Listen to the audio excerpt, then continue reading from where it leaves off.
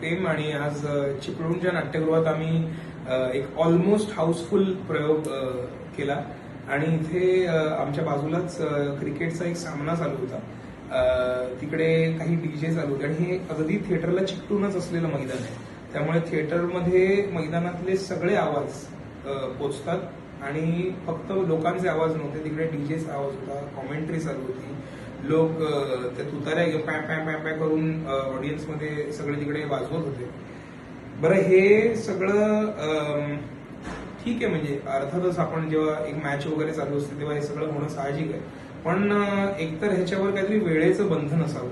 एक आम्ही 9:30चा प्रयोग 10 वाजता चालू करण्याचं मागचं सगळ्यात मोठं कारण हेच होतं की 10 वाजेपर्यंत परमिशन असते ऑफिशियल आणि 10 नंतर मोठ्याने आवाज करण्याची परमिशन कोणालाही कुठेही नसते. पण अनफॉर्च्युनेटली तसं झालं नाही. आम्ही 12 वाजताही जेव्हा प्रयोग करत होतो तेव्हाही आम्हाला डीजेचा आवाज ऐकू येत होता. याच्यावर कोणी ऍक्शन कशी घ्यावी हे मला माहित नाही, पण याच्यावर ऍक्शन घेणं गरजेचं आहे, कारण की जितकं क्रिकेट चिपळूणमध्ये महत्वाचं आहे तेवढंच माझ्या मते मराठी नाटकही महत्वाचं आहे.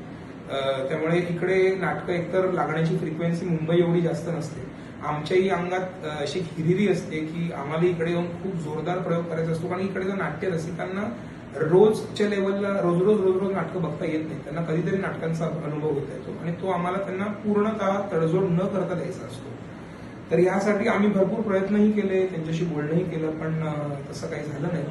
तर माझी एवढीच रिक्वेस्ट आहे की एकतर असे कुठलेतरी मोठे कार्यक्रम जर मैदानात असतील तर त्यावेळेला कृपया थिएटरच्या तारखा तुम्ही नाटकांसाठी देऊ नका, नाहीतर मग काही स्ट्रिक्ट रूल झाले पाहिजेत जेणेकरून हे आवाज तरी बंद झाले पाहिजेत आणि लोकांच्या मनोरंजनात व्यत्यय नाही आला पाहिजे. एवढीच माझी विनंती. धन्यवाद.